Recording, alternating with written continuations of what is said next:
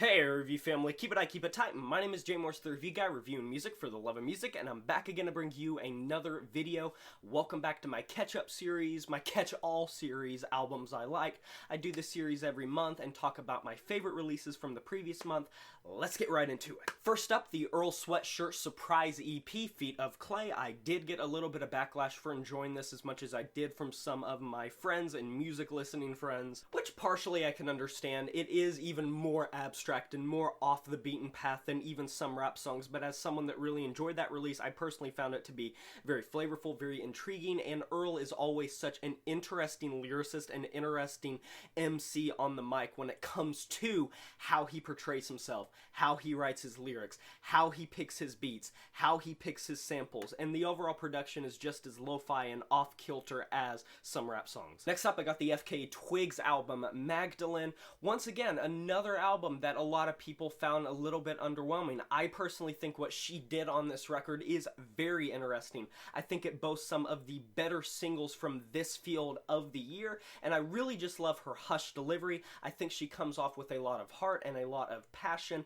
and I really do like the vibrant production style without going above and beyond of being too eclectic and without being too hectic. It keeps it very, very contained, but it just feels restrained in how sappy it is at times, how very sad it is at times. Overall, just a trap and alternative R&B album with some avant-garde nature, a la pretty much all of her previous material and EPs and such. So if you like her previous material, I think that this isn't too far removed that you're not going to be able to enjoy it, but it's different enough to where I think it is different enough. Next up, I have the Despised Icon album, Purgatory, the best true blue deathcore record of the year. Really not much to comment on with this release. It's just a really solid deathcore album.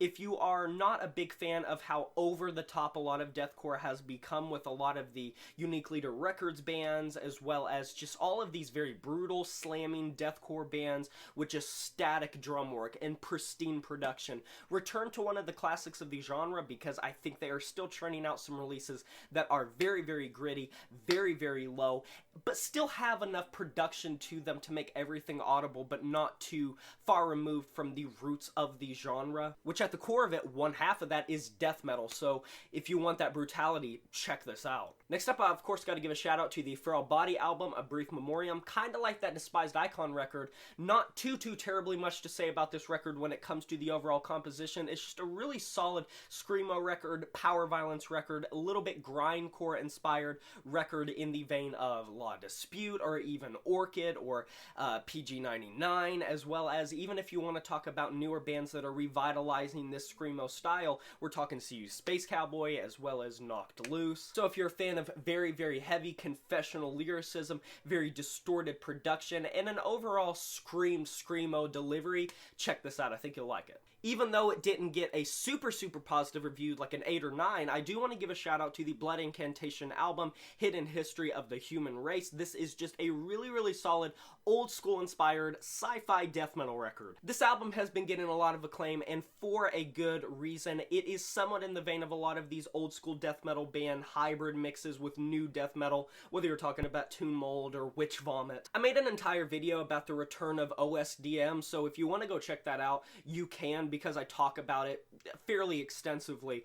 But death metal's just had a great year, and this is just another release in the ever-growing pile of really good death metal bands and really good death metal albums that have that old school flair to them. Next up, I gotta give a shout out to the Hannah Diamond album, Reflections, my pop album of the year. Personally, I know it's gonna be different for a lot of people. A lot of people like that Ariana Grande record, a lot of people like that Lizzo record, a lot of people like the Billie Eilish record, a lot of people especially like that Charlie XCX record, but me personally, I just really enjoy this Hannah Diamond album because it is fed through the lens of the whole PC music camp. She is really the showgirl of the PC music camp right now. Even though a lot of these tracks have been previously released, I think it is one of the better debut records that I've heard in a while, and I really hope that she follows it up sooner rather than later, since it did take a while for her to drop her debut album. She's just been a singles girl for the longest time. Very eclectic, wonky, but still accessible production style. She is a really capable vocalist. Sometimes her vocals can soar, like on tracks like Concrete Angel. It all has this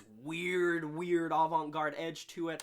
Really don't have enough good things to say about this record.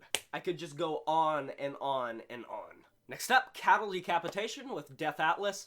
What can be said about this band? They keep kicking ass. They're not gonna stop kicking ass. They just keep doing it. They keep building on their past material.